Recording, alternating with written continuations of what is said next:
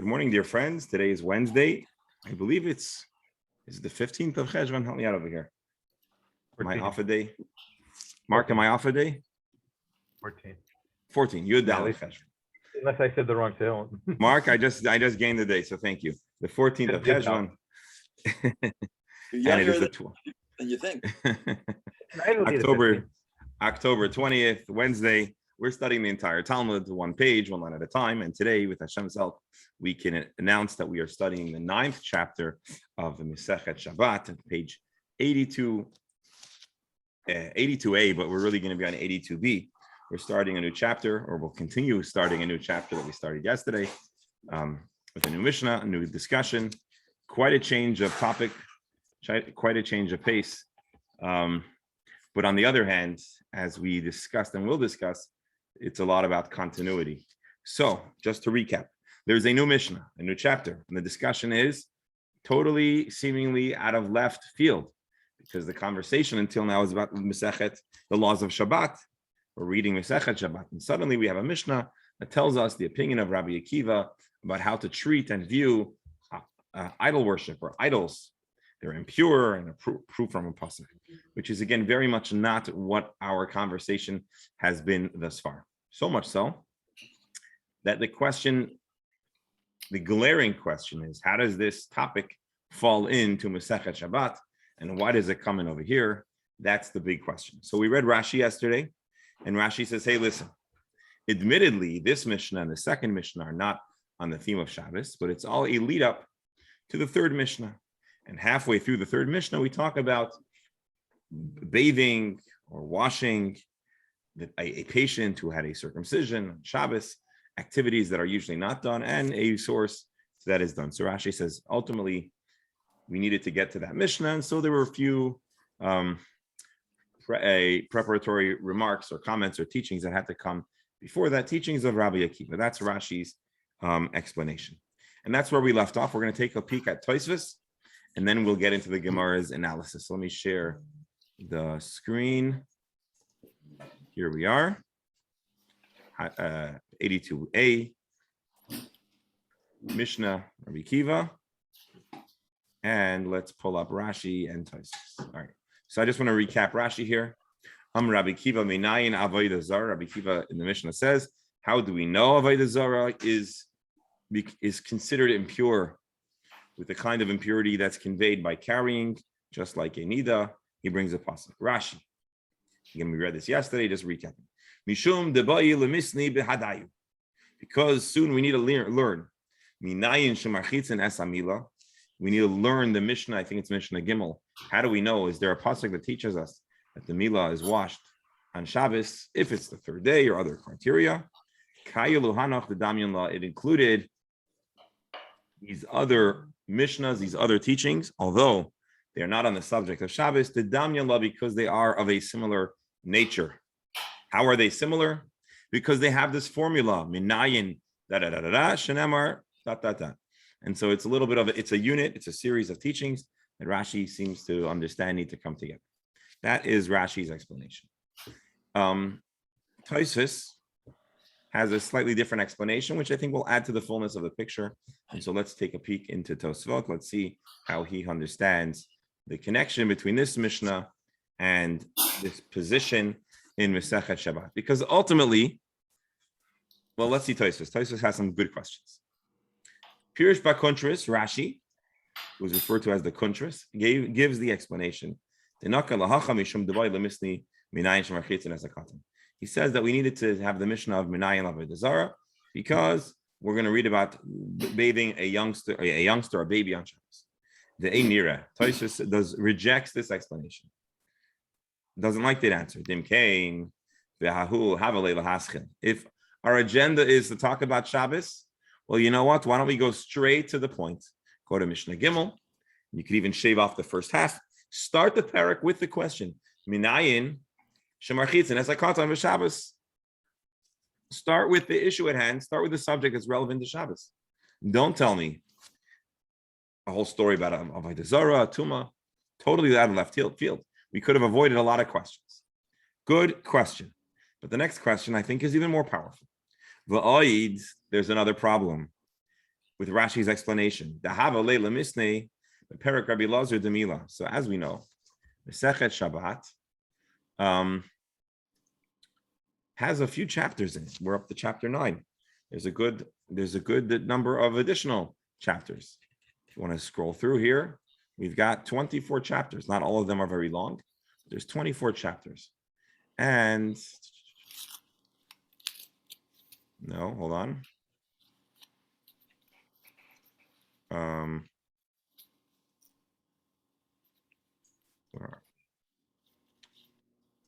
Sorry. Rabbi, Yes, Rebbe. while you're looking, I have a different question. If one gives an example of something common. It's common to walk around with these tchotchkes. Well, what are you going to walk around if not for the common materials that society uses? Yes. Yes. Today, we don't walk around with raw hide, but once upon a time, it was just one of the 3 materials you could possibly use to make anything. And so the items the Mishnah chooses for the most part, again, this is going back to the previous Mishnah, for the most part are reasonable and prevalent items in those days. So these little tchotchkes, these statues, people were walking around with? Oh, you're asking about this new... Yeah. Okay, I'm sorry, I missed what you're saying. We're not talking about carrying tchotchkes. We're talking about coming in contact. The Gemara, we'll see from the Gemara. But yes, they were very prevalent. Not in the Jewish community, hopefully. Although if you read Tanakh, you realize that there's plenty of statues in the Jewish people as well, unfortunately. So yeah, Avodah Zarah was very prevalent. They lived in a pagan society. And yeah, it seems like it was prevalent enough that it had to be discussed. Our question is why here, why now? Put it in Maseches Avodah Zarah. But now we need to go back to, here. Page 138 of Maseches Shabbos. A new chapter starts off with the words, Rabbi Lazar, Aimer, Imloi Hevikli, and basically it's a discussion, it just bounced us, a discussion all about the laws of Mila. So assuming that Maseches Shabbos wants to address how a circumcision is to work on Shabbos, well, guess what? There is a place for that, and it's not here. It's not here. And so that is question number 2. If it's a law about Mila, it would belong about circumcision. It belongs in the chapter or 2 dedicated to the question of how do you have a circumcision on Shabbos. And so therefore we cannot say that this Mishnah, Rabbi Kiva, is presented here simply because it's a build-up to the laws of Mila. Rather, Nira. The previous Mishnah, the last Mishnah in our past chapter, if you recall, talks about Cheres. And in the discussion of Cheres, quotes Isaiah to prove to us the uses of shattered pottery, right? So we now continue to quote we continue to quote unique halachas that call upon verses to prove their point. And particularly which verse? Vikra ditizarem hu samach lahi kroi the aisi le'el. The verse our Mishnah quotes. Tizarem k'may davat say tomarlo, which is again describing the rejection of Avodah Zarah, dropping it like a hotcake. But of course, it wasn't written in 2020, so they didn't say you have to drop it like a hotcake. They said you have to throw it away, distance it from yourself the way a person distances from their spouse when they are a nida. And so this verse from Isaiah is very close to the placement of the verse in Isaiah that we just read over here, that says, "Lo yimatzeh b'mechitato cheres lachtot eish mikot." As you recall, we actually yesterday opened up Isaiah and we found the 2 psukim. It's in the same chapter.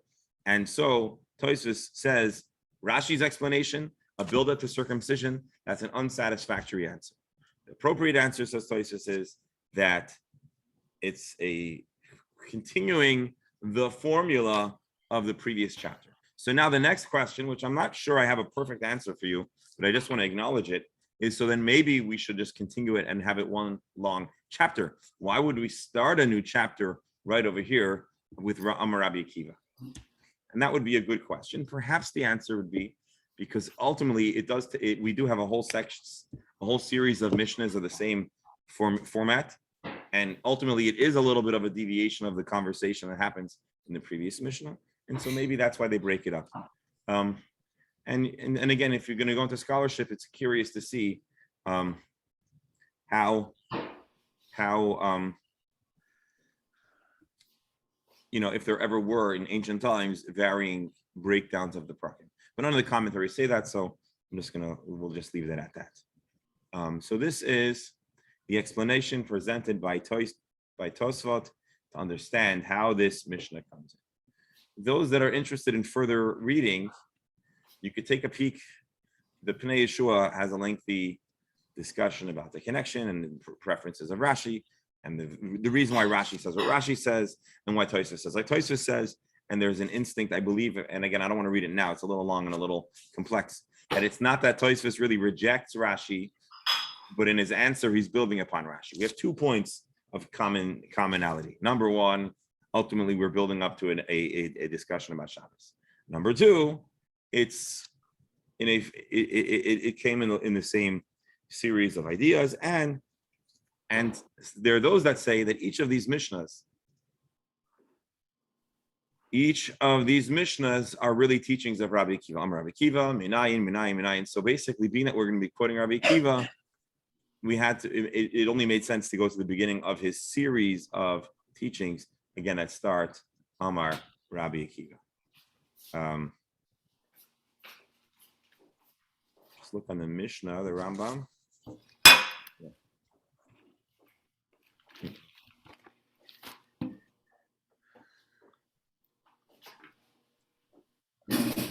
So all the commentaries in the Mishnah basically paraphrase more or less paraphrase the perspectives introduced by Rashi and Tosfos here. So they're all referencing Tosfos and Rashi.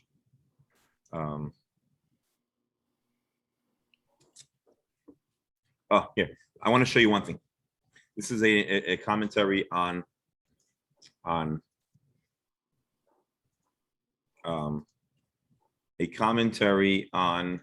the Mishnah called Melechet Shlomo.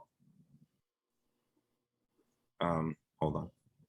Let me just show you what he says. He makes the point that I was trying to say, but I want to show it to you inside so it has a little more authority. Kasu was Sefer Halichot Olam. In the work called Halichot Olam, Perek Gimel, B'Shar Chamishi, he shares the following. Misoret bi'adeinu v'yad kol Talmud Chacham. We have a long-standing Talmudic tradition. Shekol makom sheshaninu b'rosh haperek. Whenever a chapter opens up with the words Amar Rabbi X, Amar Rabbi Ploni, Kigon, Amar Rabbi Akiva, Minayin Lavodah Zarah. For example, our Mishnah, Kach Hi Halacha. We follow the opinion of Rabbi Akiva. B'chol makom sheshaninu b'rosh haperek, Rabbi Ploni Omer, Kigon Rabbi Lazar Omer, Ein Halacha. Okay, he's not even making the point I thought he was. But anyways, it's another interesting point. We have a tradition that if it says Amar Rabbi Akiva, it means that his halacha is embraced halachically. The funny thing is that the Rambam actually paskins against Rabbi Akiva here. I thought he was going to tell us that there was a series of that the teachings were also in the name of Rabbi Akiva. So I'm sorry, we gained the bonus, but it's not what I thought it was going to say. All right, let's go back into the Gemara. Let's jump into the Mishnah. So again, just to recap, new Mishnah. Rabbi Akiva teaches that avodah zara, you touch a statue, touch an idol, it conveys ritual impurity. Even if you didn't actually contact it, it just was being carried. So let's say you're carrying a basket of bread, and on top of the basket of bread, there's a little tchotchke. Someone threw an avodah zara, a little Buddha statue. Again, I don't want to get into the nitty gritty of what statues might be considered absolute avodah zarah or not, but someone sent a little statue and it lands on your basket. You didn't touch it, but you carried it, even with an interruption in between. It conveys the ritual impurity, and this is something that is in the case of nida as well. Ritual impurity can be conveyed in such a manner. Now, I know we're taking a little longer than usual, but it's the beginning of a new chapter, and it's an interesting and unfamiliar and perhaps uncomfortable topic. Let's just read the pasuk again. It was pasuk 22. Chaf Beis. Again, we're talking about how the prophet is telling the Jewish people how Hashem is going to treat them nicely, but they have to abandon their avodah zarah. You will treat as unclean the avodah zarah, the silver, the gold, cast it away like a menstruous woman. So what does that mean? So I think we can understand it in different ways. Number one, quite literally, in Jewish law, a couple, a man and wife, is not meant to be intimate. They must physically not be interacting when she's menstruating. So therefore, that is automatically a distance. Of course, there are also other cultural and societal things in those days. So it's quite plausible that in the time of the Navi, societies as a whole may have had additional distancing, not necessarily, or not halachic, but societal distance. And I think we know there were different societies in times past. Again, this is, God forbid, not an endorsement, but there were times that they would be in a different place or in a different tent, and so again, not to embrace it, but that is the reality. And so therefore, this is the verse here to talk about being distanced from Nida. However, in the halachic perspective, we're not interested in the emotion of it. We just want to, Rabbi Akiva wants to say that we can infer halachic facts, halachic details from the laws of Nida, and particularly the way the impurity associated with Nida can be conveyed. And we're going to apply that to avodah zarah. Therefore, interacting, touching, or even indirectly touching an avodah zarah can convey ritual impurity. That is the whole point of Let me ask you a question. Please do. So are there any times where there are exceptions to this rule? For instance, Rachel Imenu carried the Trafim with her when she took them from her father. She stole them. So first of all, I don't want to don't forget what you're going to say, but it's actually brilliant that you're bringing up Rachel Imenu, because you remember what Rachel Imenu tells her father when he comes. I don't recall exactly.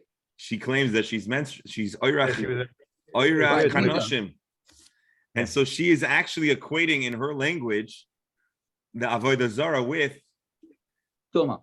not with tuma, with nida, with menstruating. So she actually, we could say cleverly, but she actually makes that same correlation. She blames it that she's not feeling well because she has cramping or whatever. She wasn't feeling well, Oirach Kanoshim, but essentially she was calling the avodah zarah, if you think about it, like a nida. So I'm sorry, go ahead. No, I was just wondering if there was any correlation. Are there exceptions to the rule where if the end result justifies the means? So actually, so let me rephrase your question. I think what your question is does this Mishnah mean to say that it is prohibited to transport or physically come into contact with avodah zarah, right? That's what you're asking.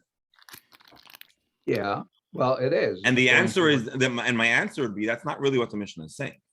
The Mishnah isn't saying that you're not allowed to touch avodah zarah. The Mishnah is saying if you touch avodah zarah, you become ritually impure. Being ritually impure was a hassle. It created restrictions. And that's exactly what, the Chachamim wanted to do. The Chachamim wanted to discourage, the Chachamim wanted to create consequences to interacting with avodah zarah. And so therefore they made a takana that it should be like, it should convey a degree of ritual impurity. And so that's exactly that's the point. But not that it is prohibited. Now, what kind of interaction with an avodah zarah would be permissible is a good question, because you're not allowed to enjoy avodah zarah, you're not allowed to benefit avodah zarah, you're not allowed to honor avodah zarah. So there aren't many kosher. If you see it, you're supposed to get rid of it. So Exactly. So there aren't many kosher activities to be had with an avodah zarah. Mark correctly says that just about the only kosher activity of avodah zarah would be demolition, destruction. but you still come in contact, so you get the tumor then. Yeah. Rabbi, Yes. a blast from the past is the word kavana. Yes. Well, how does that enter into it? I'll use your example of the basket, and somebody threw in whatever, a tchotchke there, and you did whatever, and now you empty the basket, and you see it. Yeah. Is there any difference between? Does it matter that you didn't put it there, that you weren't aware of it being there, and that? I mean, what place does Kavanah have in this whole? I do not believe so. I don't believe so. I believe the point we're making is that it conveys ritual impurity, and in general, in all of the laws of ritual impurity, Kavanah tragically play little role. Right? A person could come in contact with a corpse. Much of it could be intentionally. God forbid, a person has to bury a relative or a friend, or go to a funeral home, or go to the cemetery.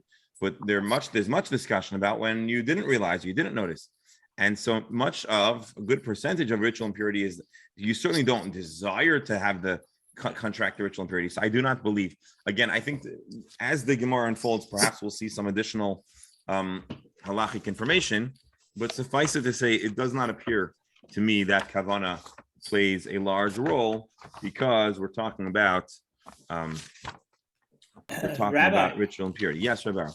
So here again, it has contemporary problems. If you look in Jerusalem in the shops, they're selling all kinds of things at the same time. They have the holy water, the wood, and all that. And people will keep us working in those stores. So this is a big shaila. I don't want to weigh in, but for those that joined us when we studied, no, I'm just saying it's a problem even today. Don't think this is some crazy thing that happened way back then.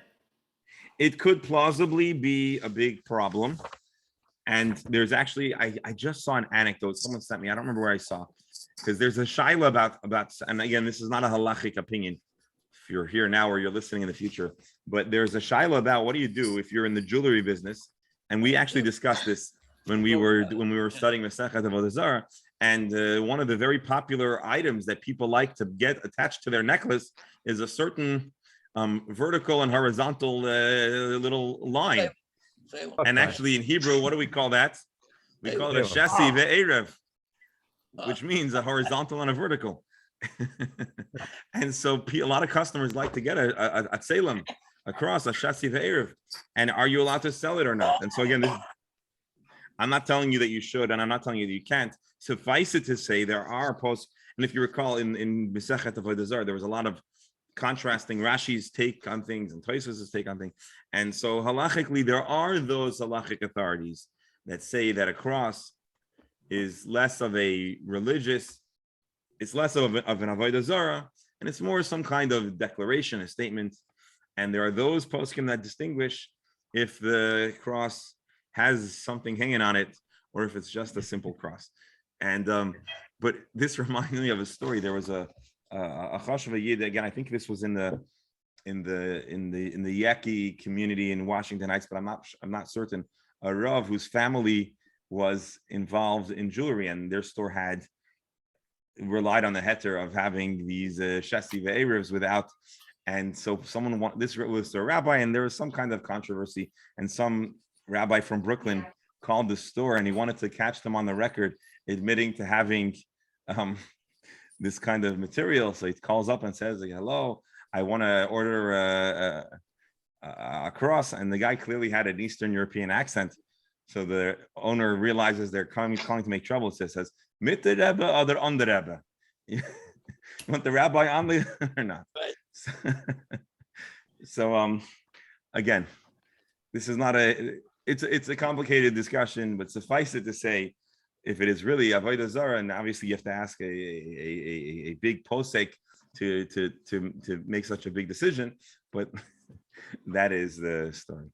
Rabbi, isn't the issue of Tuma not in our days, because not only because there is no temple around, but also because we all presumably have Tuma met?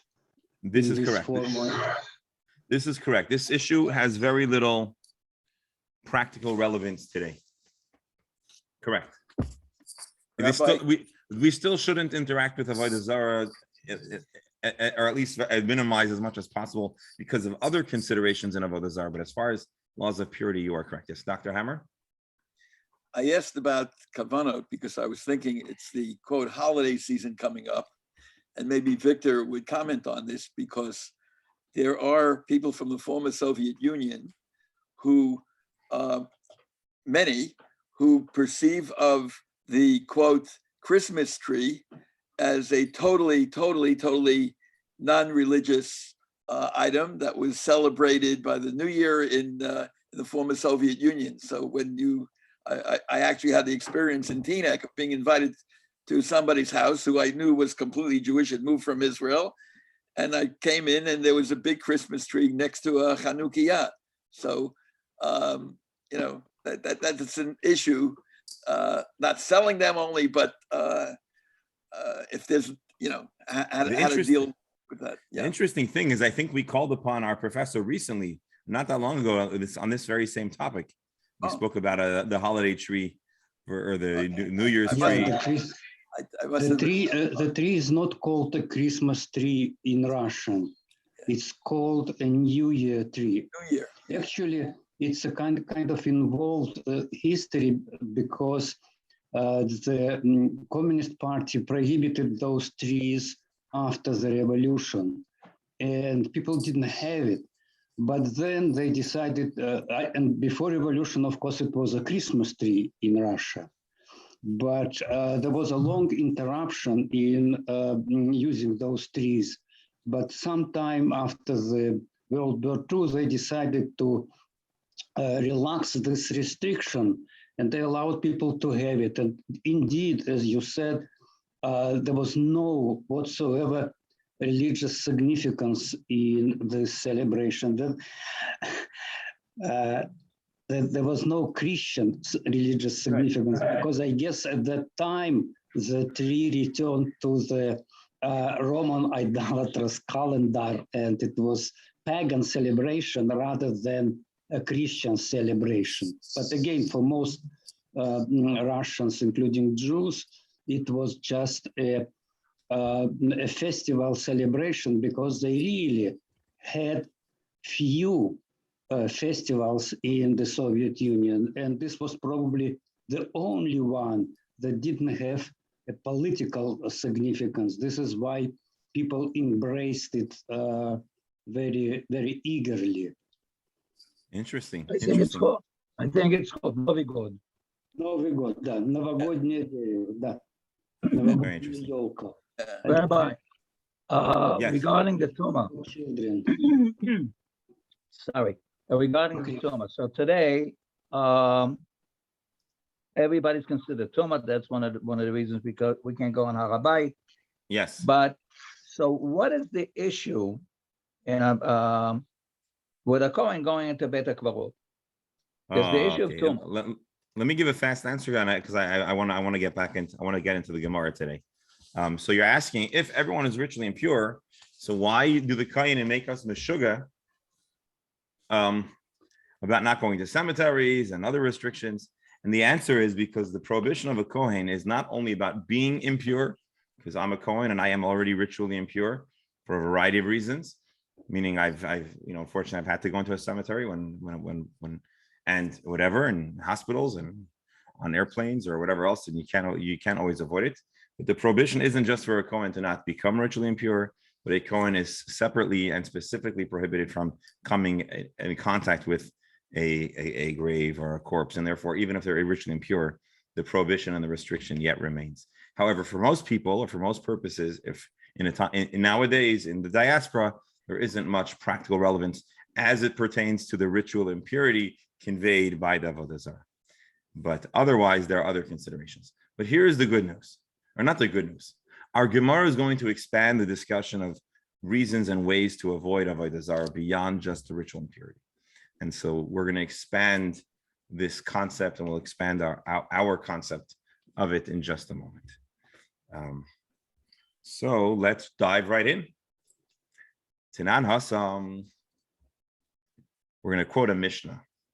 Steinsaltz and other commentaries are going to point out. We're going to quote from the proper source to talk about Avodah Zarah, and that is Masechet Avodah Zarah, because again, there's an entire tractate dedicated to the laws of Avodah Zarah and interacting with the practitioners of Avodah Zarah, and a variety of rabbinic enactments that were created to attempt to separate and disassociate the Jews from their pagan neighbors, particularly as those who study the Masechta, the Gemara recall, around holiday times or other events that would cause a practitioner of Avodah Zarah to feel particularly close to their gods.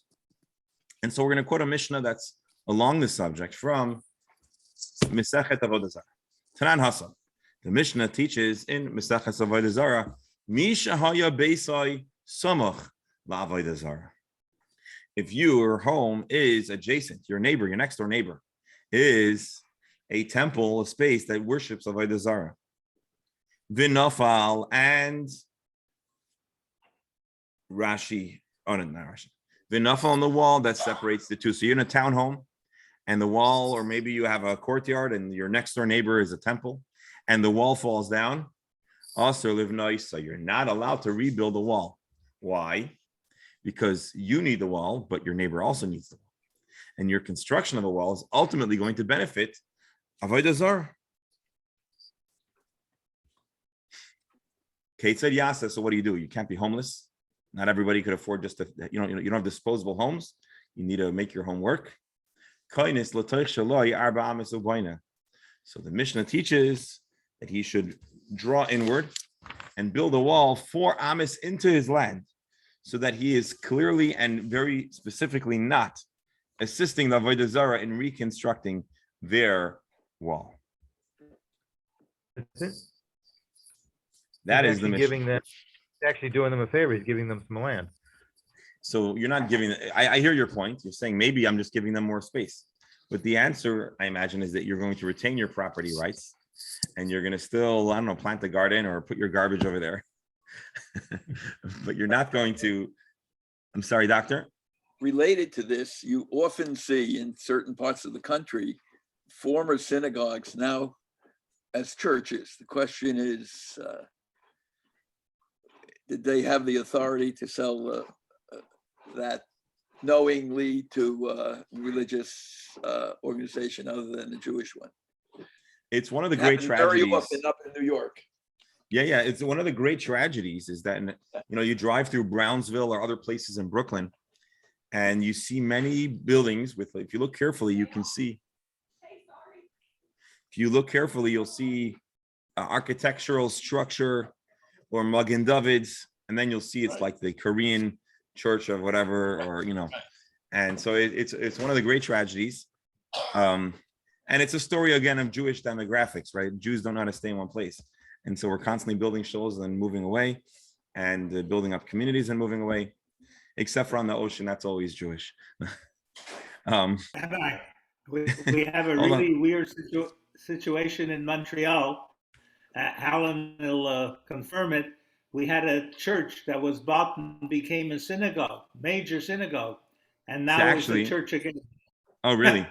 So actually, that's what I wanted to say, is that today there is actually a lot of, I don't know if the word is gentrification, and you have areas that were once Jewish and then became very not Jewish, and now you have these in these urban areas that are becoming Jewish again, and you have a number of instances of churches that are being purchased by Jewish organizations. So there's a little bit of this back and forth. I don't want to weigh in. I don't want to weigh in halachically, because there are a number of considerations. If you plan on buying a church, there are a number of complex considerations you need to make. First of all, you don't want to be, I don't even go into the specifics. If anyone here is planning on buying a church, reach out to me privately and I'll assist you in navigating the complexities of it. But actually, Beryl, your rabbi's father's shul was in a church. Rabbi Izagwi. Okay, not Rabbi Izagwi in Florida, his shul. So Rabbi Yitzchak's father's shul. Anyways, but it's there are a number of such instances, but it's a great tragedy when a shul becomes a church. I mean, sometimes there were proxy buyers, but it is certainly a shame. A place that's used to serve Hashem should turn into a base of Avodah Zarah. So again, back to our story. The Mishnah says, if the wall falls down, you're not allowed to rebuild it. Rashi says, "Why?" I'm sorry. Let's see Rashi. So Rashi makes it very clear. You had a common wall. Those who studied Baba Basra are familiar with this question of a wall that serves jointly to both parties, and whose land is it built, and if it falls down, who has to rebuild it, etc., etc. But here we're saying you're not allowed to rebuild that wall. So essentially, what's probably being proposed, Mark, in truth, is that you are shrinking your structure by 4 amas, and then the Avodah Zarah will have to rebuild their own wall, and there'll be this void in between the two properties. But also live nicely, you can't rebuild it to Kamahani Avodah Zarah. You are ultimately benefiting and doing a service to Avodah Zarah.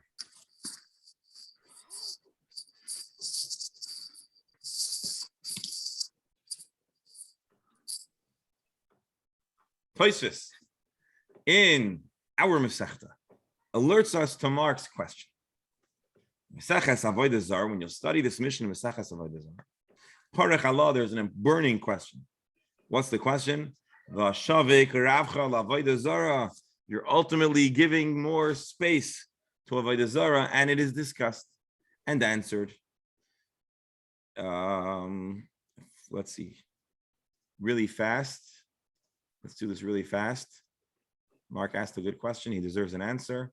I'm sure others have the same question. Avodah Zarah. Let's see if we can pull it up. If we can get it fast, good. If not, not.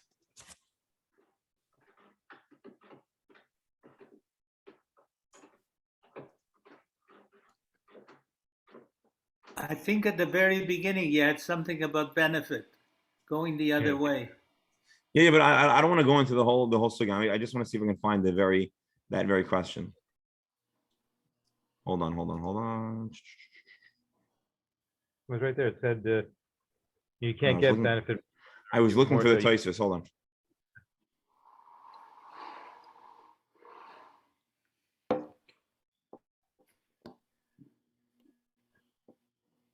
I'm looking in Tosfos now. That's what we're looking at.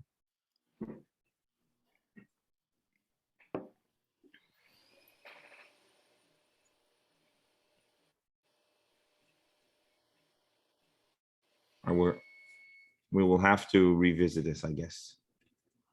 I don't remember which. It doesn't give us exactly which Dibur Maschil, and the research is a little too involved. Just see one more thing. We're back.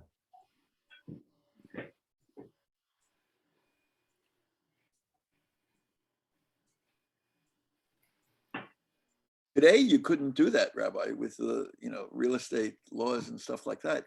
Yeah, you might. You probably do also what you want on your land, but you can't. That intermediate land now doesn't become your neighbor's land.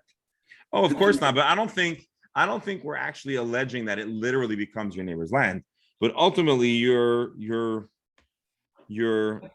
have practical problems. You have practical problems. What if this wall supports something and you can't move it? I mean, you don't even want to go there. Yeah. It's not always just like a hedge. Could be part of the house. And then what do? You can't move Arba Amos when you have a roof and all your connections, plumbing, electrical. Yeah. Right. Oh, actually, so here I'm looking. He says the Gemara in Avodah Zarah asked this question and answers that you should turn that place to turn it into a little restroom, an outhouse. So you could find uses that are net. Anyways, all right. Unless the Avodah Zarah is Baal, then you can't do it, right? Which is the one that the Avodah using the restroom. The Mishnah now continues. Now, what if you have a joint interest? Oh, I'm sorry. You see, I misread Tosfos. The Gemara itself asked this question, and I guess that's the answer. The answer is you'll do on dishonorable functions in that space. Now, what if the wall belongs jointly to him? Until now, we're talking about it's your wall, but it also serves Avodah Zarah, so you can't rebuild it. Rashi, the wall is on the border. So now what do you do? Nidoin mechsa al mechsa. Rashi, so when you need to move 4 amas inwards, you can deduct the thickness of the wall that's on your property and count that in the equation of 4 amas. So you might only having to move 3.5 amas or 3 amas, depending on how thick the wall is. Now, here is the question that touches upon the teaching of Rabbi Akiva. Avanav, Eitzav, Afarav. Now, what about the stones, wood, the earth of this demolished or collapsed wall? Mitamin kesheretz, it conveys ritual impurity like that of a sheretz, like that of a creeping animal. Shenemar, how do I know that we treat the materials of the Avodah Zarah like a sheretz? Shenemar, shaketz, tishakseno, v'sa'ev, tisavenu. There is a pasuk in the Torah that maybe you know about it, because those when you pass a church, there are those who had the tradition. I think people from the Alta Haim certainly would have such a minhag. It says in the pasuk in Devarim, in the Chumash Devarim, Loisavi Soyevel V'Secha, don't bring an important thing which is Avodah Zarah. It should be cherem totally off limits. Shaketz te shakseno, you should find it disgusting. Safe to saveno, abhorrent. Because it is proscribed, says Rabbi Ch9, or says the translation. And so shaketz te shakseno is like the name of a sheretz, a sheketz. And so therefore, the Mishnah tells us we treat the materials of Avodah Zarah like a sheretz. Rashi, Loshen sheketz kesheretz she'enim mitama b'masa. The word sheketz is like the word sheretz, that it conveys impurity, but only by direct contact. Rashi says she'enim mitama b'masa. But if it comes in contact with something that you're carrying, that's not considered. Just because you bore the weight of it, that is not considered. That would not make you impure. Rabbi Akiva, however, disagrees and asserts his opinion, which is the opinion that's presented in our Mishnah. Rabbi Akiva says, no, we treat this material that belongs to Avodah Zarah kinida. It has the laws of a nida. How exactly is wood or stone treated like a nida? So it's in regards to the question of carrying masa shenemar tizarem kimoidava. We have a verse that describes how Avodah Zarah needs to be treated like nida, manida metama b'masa, just like nida, the impurity is conveyed, even if you're not having direct contact, you're bearing the weight of it. Avodah Zarah metama b'masa, the same law should apply to Avodah Zarah. Let's see Rashi. What does it mean b'masa? Adam hanoisa, the person that carries the iskash lezav, because we can we infer the laws of zav to nida. We actually referenced this earlier on in the Gemara.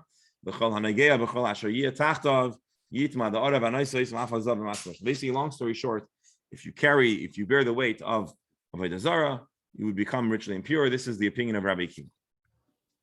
Rabbi explained, what does it mean, tizarem? Again, the verse says, tizarem k'moidava. Distance it, push it away like a nida. Here's what it means. Nachrinu meinach kizar.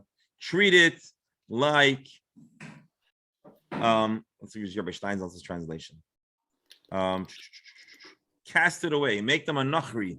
Make them foreign. Like a zar. Say toimar loy, hikones al toimar loy. Create distance. Don't bring it close. And this is the philosophy. This is the treatment that it should be given to Avodah Zarah, says the Mishnah, particularly the opinion of Rabbi Akiva. So that's what it means, tizarem. Set it, keep a distance. Keep your distance. Rabbi, I just have a question. Sure. What happens on a Friday night if you go to a Shabbos table and you hug one of your granddaughters? And hold on. I just want to make clear. You're asking what happens if you come in contact with a person that is a nida. The answer is nothing, because today in Montreal and Miami and even in Israel, we aren't observing, or we aren't impacted much by the laws of ritual impurity. And so therefore in 2021, in the modern halacha, the only person that is not allowed to come in contact with a nida is a person with their spouse, or for that matter, strange men generally, besides for, again, you're asking halachic perspective. Well, in Jewish law, there are many restrictions to the types of interaction that occur between men and women, or people of opposite gender. Certainly restricting the kind of contact that's typically reserved for intimate partners. However, again, not getting halachic over here, but a grandparent and a parent or other relatives, without going into the specifics, that are allowed to be in contact with their other relatives, so then there's no problem if they're in nida. So there are instances where, let's say, a father would be allowed to hug his daughter, but a husband would not be allowed to hug his wife, and that would be if the woman is in nida, and it's a time, again, is in a time where the couple is not meant to be intimate. Well, then there are restrictions on their interactions that would not be relevant for other people that are permitted to be in physical contact. Now, there's a word in common parlance in today, which is called shomer negia, which essentially means some people are mindful to be extra mindful about intergender, if that's the right word, contact. And society, it's a hard thing to adhere to, because in American culture, and then of course there are varying halachic opinions. If you're allowed, there are many opinions. I'm not against taking a halachic position here, but there are many opinions that say in the course of work, what's the word? Is the word platonic? Shaking someone's hand in a business setting is not the same as hugging someone in an intimate kind of way, or kissing someone. So without getting in, yes. Today you'd have to say one of the other genders, plural. I know this conversation is so fraught. I would do best to avoid it entirely, but I'm just trying to communicate the halachic complexity here, or the halachic facts over here. And all we're saying is, just like a spouse should not be in contact with their spouse during nida, similarly, a person should always set themselves apart from avodah zarah. And if one does come in contact, so the Chachamim established that there would be ritual purity, the status of like a nida. So let me tell you a little anecdote. Rabbi Willig, I don't know, are you familiar with Rabbi Willig? Okay. So there was a few years ago. He was here in Teaneck, and he gave a lecture to professionals, to dentists and physicians, regarding halachic issues. So then there was a question and answer, and somebody raised his hand and asked, can he work with a female assistant, and someone else asked, actually, can he go to a female dentist? And his answer was specifically regarding the female dentist. He says, I'm not going to tell you what to do. I'm just going to tell you that I myself personally go to a female dentist. That's it. Oh, so that's also another important thing. For example, a person is daughter allowed to was go happy, Menachem. What? He didn't go to you. He went to you. Your daughter was happy to hear that, as well as go up. Yeah. Yeah. All right. Let's. All right. We're going to do one more paragraph over here in the Gemara. So let's do a little bit of a recap here. Again, we're going a little slower than usual, but we've had some interesting conversations over here. Mishnah says that we treat avodah zarah with ritual impurity. Rabbi Akiva says we quoted a Mishnah in Maseches avodah zarah, which talks about some of a complicated scenario relating to a person that has a partnership with avodah zarah. If it's your next door neighbor and you have a townhome, or somehow you share a joint wall, and if you think about the old structures we come across, let's say in archaeological digs in Israel or elsewhere, where you have two homes and they have a joint wall, those walls are much thicker than today's walls. Today, you live in a townhome, you know exactly what's going on next door. Once upon a time, they were quite thick, and the wall falls down. Well, two people have a problem. Two people, that their wall has fallen down. So, of course, the right thing is you rebuild a wall. But now, what do you do if it's a avodah zarah? And so the Mishnah says you can't just build a wall. You have to rebuild. You could rebuild yourself a wall, but you have to withdraw so that you're not constructing a wall for them. Now, what happens to the land in between? Well, it doesn't automatically become ceded to the avodah zarah. It's yours, but it is no longer enclosed in a structure, and your home just shrunk considerably. And then the Mishnah says, well, if it's joint, so you actually had a share in the wall, well, then you only have to withdraw 4 amas, but you can calculate the section of the wall that was yours. And this is really, in a sense, the punchline. The materials are belonging to Avodah Zarah, they make one ritually impure. How ritually impure? Well, it depends. The first opinion, like a sheretz, if you come in contact, you're impure, you have to go to the mikveh. And the second opinion, Rabbi Kiva's opinion, is you become ritually impure like a nida, and it could be conveyed even if you don't have direct contact with those materials. Now you're going to ask a question. Ostensibly, the person that's we're talking to in the Mishnah is a person that is mindful of halacha. How did he ever become a neighbor? How did he ever build a home in cooperation with the Avodah Zarah to begin with? Well, obviously, there's many ways to understand that. First of all, maybe he bought the home and there was no Avodah Zarah, and then the Avodah Zarah moved in, became a temple. What could he do? Maybe the developer, he brought it pre-construction. He bought it from the developer, didn't know. So there are many hypotheticals that could explain how it might have come to happen. But suffice it to say, now he's in trouble. Now he's in a pickle. And it's not so simple.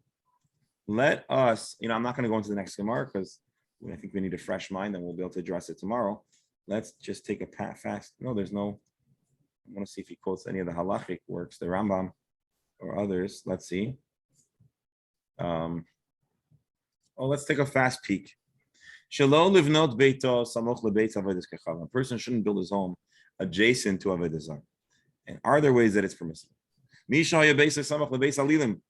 you're home, you're a next door neighbor to a temple, and it falls. Also, so you cannot rebuild it. I'm sorry, this is the question that the Gemara, Tosfos quotes that the Gemara gives in Maseches Avodah Zarah. What do you do? Well, you don't want your neighbor to seize it. So, whoa, you put your sewer there, you put thorns, you could put barbed wire there, so that the temple does not end up expanding into your property. What if the property is on the border?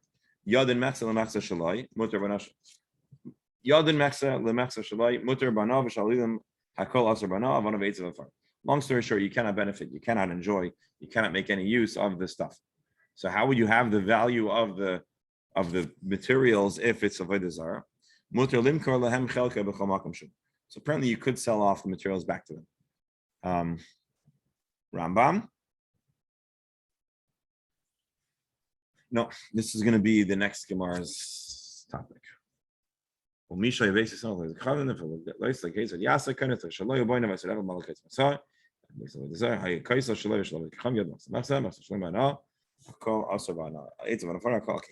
lashon ligmar. All right, I think we're going to pause over here. I want to thank our dear members of the Chabura for being here once again for another journey, a wonderful tour through the entire Talmud.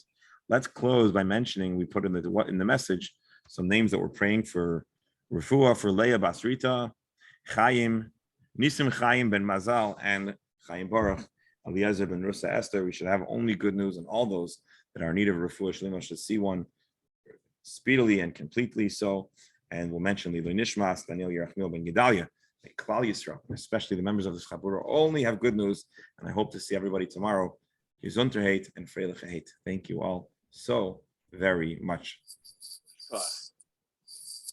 Amen. Chumash will start in 2 minutes or so.